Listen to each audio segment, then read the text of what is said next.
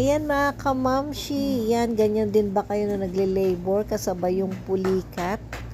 Yan, minsan mapapatanong ka tuloy, ano bang masakit, yung binti o yung tiyan?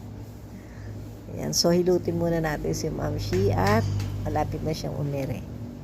Yan, kung mapapansin niyo mga kamamshi, sobrang liit lang din ang tiyan ni mamshi. Kaya hindi siya masyadong nahirapan na ilabas si baby. Yan. Siyempre, kung maliit yung tiyan, maliit din yung baby ni mamshi. Yan. Ang timbang lang ay halos nasa 2.4 kilogram. At umabot pa siya ng 39 weeks ang lagay na yan.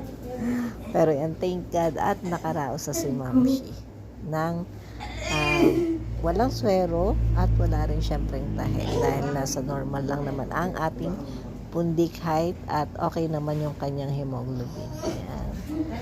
Thank God at nakaraos ng maayos si mamshi.